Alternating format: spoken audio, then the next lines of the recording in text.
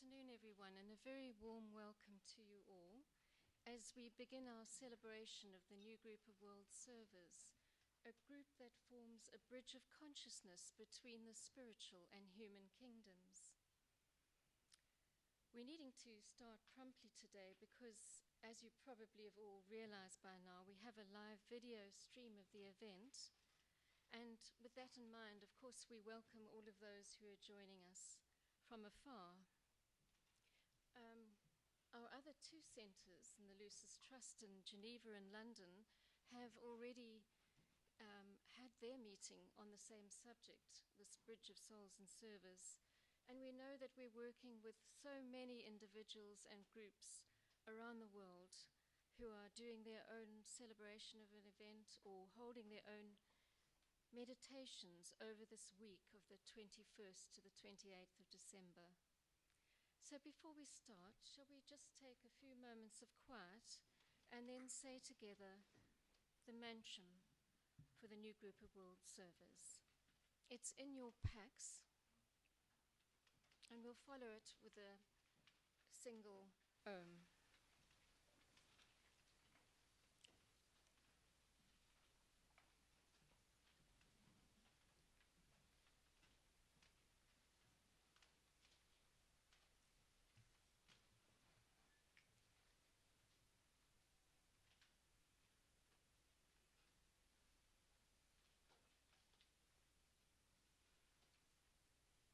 May the power of the one life pour through the group of all true servers. May the love of the one soul characterize the lives of all who seek to aid the great ones. May I fulfill my part in the one work through self-forgetfulness, harmlessness, and right speech.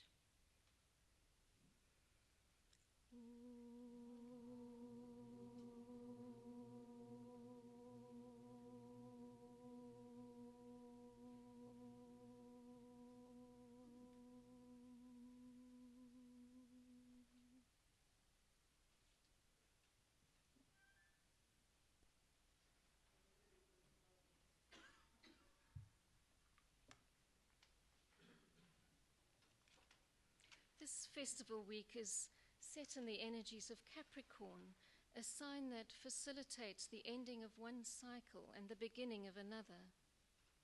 And according to the Alice Bailey teachings, every 7 years these Capricornian energies are augmented by a constellation which stands behind our zodiac.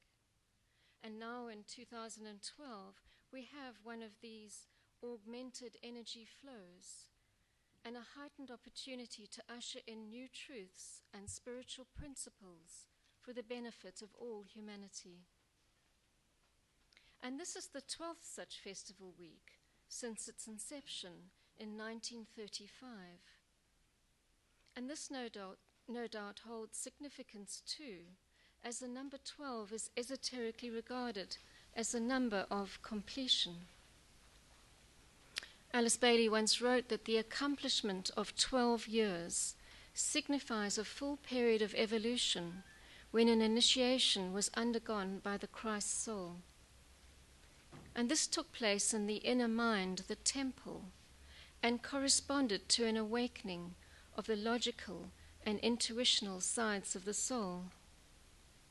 So in this year's 12th celebration of the cycle of the new group, we can expect a similar expansion in the collective soul expression of their work.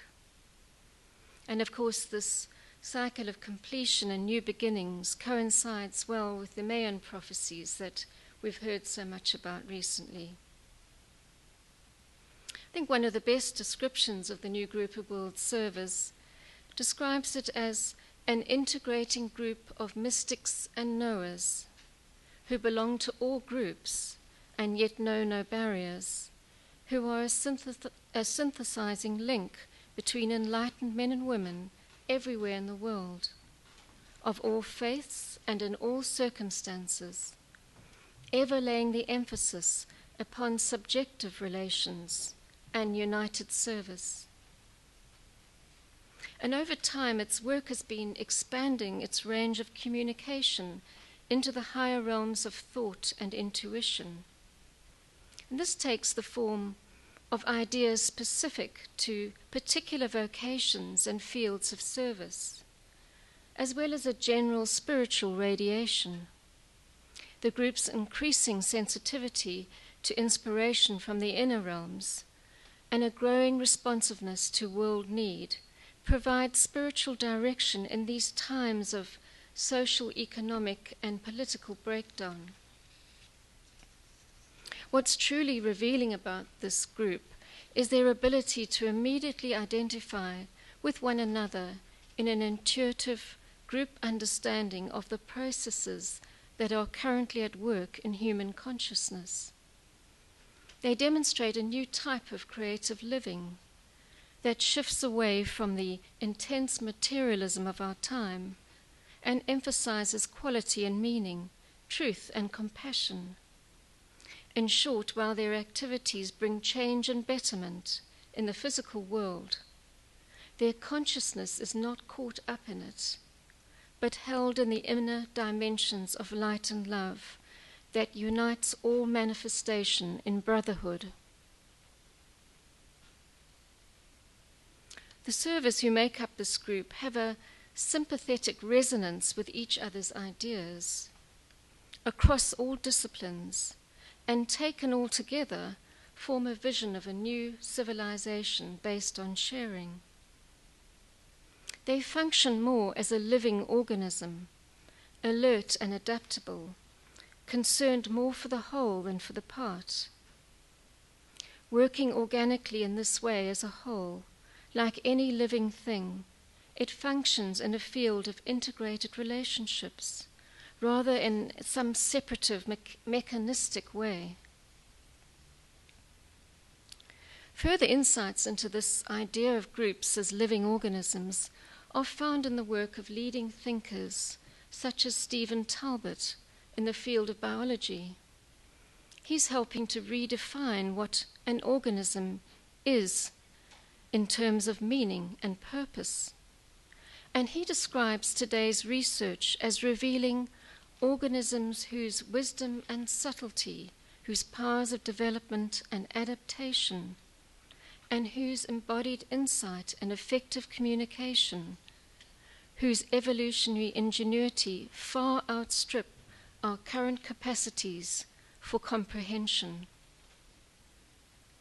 Talbot goes on to say that once we move away from viewing organisms as physical mechanisms alone, we can begin to see them in their living contexts. And it's here that every organism is intent upon telling the eloquent story of its own life, and that its living intentions govern and coordinate the physical performance of its body, and not the other way round. Seeing the meaning, place, and purpose of all creatures in this way creates a bridge between humanity and other kingdoms that has a profound effect upon the way we treat the world around us. And another person who did extraordinary work was the conservationist Lawrence Anthony. He is perhaps best known for his rescue of a Baghdad zoo in war conditions, but he's also known as the elephant whisperer, after his work with a herd of traumatized elephants who had seen their siblings shot and were themselves in similar danger. Putting himself at great risk, he forged over time an enduring bond with the matriarch and her family, so that they could live safely in his reserve in Zululand.